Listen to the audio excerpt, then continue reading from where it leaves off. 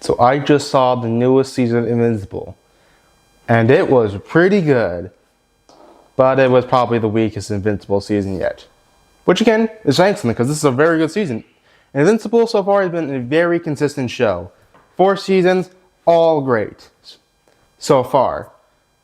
But what is it about? Well, Invincible picks up after the final battle of season 3. Mark is now more hostile and is willing to kill now. And again, during the middle of a bunch of conflicts on Earth and where he's really questioning morality, his father, Omni-Man, appear with Alan, and he and Oliver go to war with the Viltrumites. So again, we've been waiting many seasons to go to war with the Viltrumites. The whole threat we've been building up for like the past 3 seasons, and it pays off.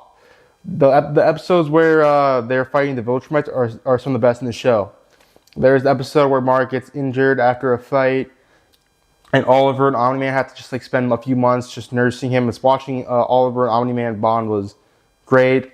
Then there was the big battle episode where like they're going to Viltrum directly and just going crazy in this huge battle. That I'm not going to spoil, but let's just say it was worth the wait. And then the finale, which I'm not going to say anything, but let's just say it's a perfect conclusion. And even though it doesn't have like a crazy battle sequence at the end, it leaves on just as powerful as a note as any of Invincible's previous season's finales, which are usually the standout. And again, it's a standout this season.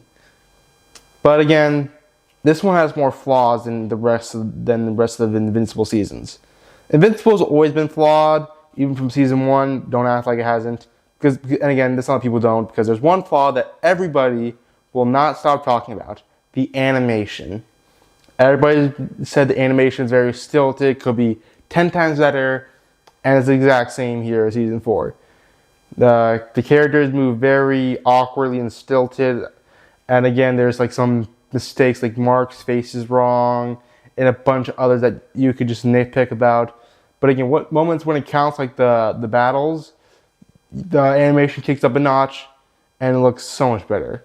I wish we could just get consistent animation on that level, but unfortunately, it looks like it's gonna stick to the cheaper animation style permanently. I'm honestly just planning to leave that topic off. Mega Season 5, I'm not sure if I'm even mentioning it, because again, the whole Invincible animation's not that good argument has been beaten more than any dead horse in any other TV show that's acclaimed. Animation sucks. I wish it was better, but again, I'm willing to look past that because the story and characters are so fascinating. However, what I'm not willing to overlook is a boring episode. The first bad Invincible episode is on season 4. Again, it took them 4 seasons, which is impressive, but again, episode 3 sucked. It pretty much does not contribute anything to the main plot, and again, there's no lesson there that Mark learns that he couldn't learn anywhere else. The villain of the week is boring. It's just so forgettable. It feels like such a waste of time. Again, like Mark has gone on side missions before, but even then, they usually contribute something to the plot, and they were entertaining. Like so far, all the times he helps out the Rock dude with the fight against the crime business, it usually works because again, the Rock guy is very interesting, and the people he's fighting, like the Dragon dude and Metal Machine Head, are interesting characters. But here, nobody's interesting. There's Damien Darkblood. He was a good character in the first season. I really liked him, but he got banished. I was wondering like, when is he gonna come back? But now that we're at season 4, he finally came back.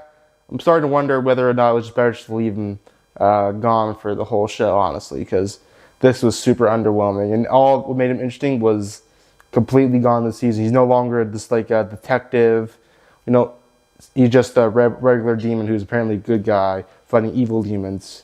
So boring.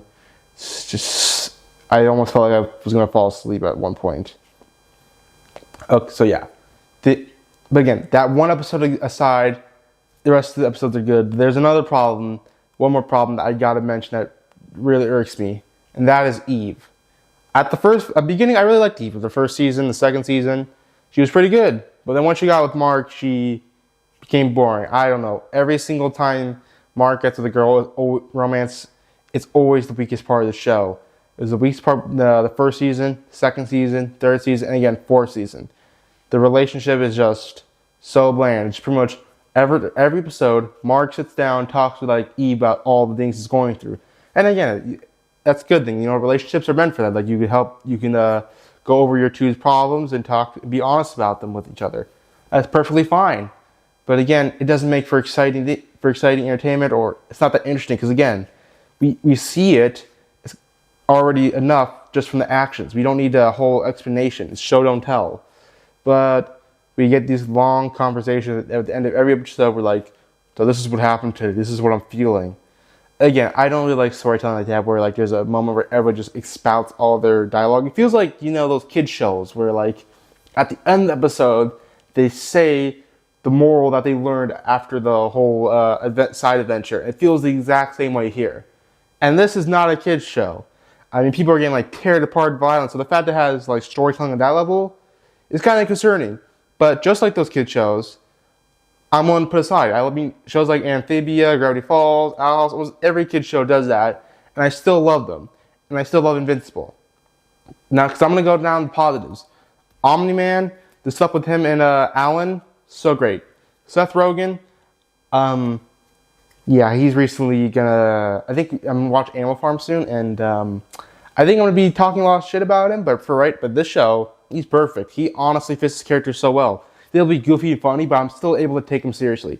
This and the studio proved to me that he's not this untalented hack who just somehow got popular. He has a lot of talent. It's just that he keeps picking BS to be in, like Animal Farm. Again, I haven't seen it, can't say it, but I just got a feeling it's gonna suck. Okay, but yeah, the stuff between him and On-Man, and again, when he reunites with Mark and finally spends time with Oliver, it's easily the best stuff of the show. Debbie's a great character as always. But then there's Cecil. After being the best character in season 3, I think he was my favorite character. He kind of got shafted this season. He really had nothing to do except be a huge dumbass. Like, this really pissed me off. In season 3, like one scene that filled me with dread was when Cecil kept Conquest in a prison. It's like he's gonna break out as soon as he wakes up. And then guess what? He breaks out as soon as he wakes up. It's still to this day the stupidest thing he's ever done, and it pissed me the hell off. But again, outside of Cecil, everybody else is top notch. And again, I'm invested in all the stories, their character development. However, though, I'm starting to wonder where are we gonna go with this? Because I haven't read too much about the comic books. I'm honestly feeling are they okay? We're kind of going to the limit. Can we really expand more on these characters? Like forgiveness, what new terrible challenges are we going to put against that Mark that we haven't seen already? But again, maybe the show will surprise me. Maybe we'll keep upping the ante. I mean, again, like the finale, then at first I thought myself after episode 7, like, where are we going to go next? But again, episode 8 shows that there is somewhere to go. So again, I'm willing to give them the benefit of the doubt, and hopefully they will continue being the quality of the show. So yeah, that's what I gotta say about season 4 of Invincible. Also, so yeah, I prefer the show's approach much more than say The Boys, where like it does comic books. The comic book parody is nowhere near as like obnoxious, but again, it makes the violence feel, the violence, everything that you love about it is still as good as before. But again, the problems are starting to rear its head and they're starting to increase. Hopefully they can hopefully these are minor issues will be corrected by season 5. But for now, Invincible season 4 is getting an 8 out of 10.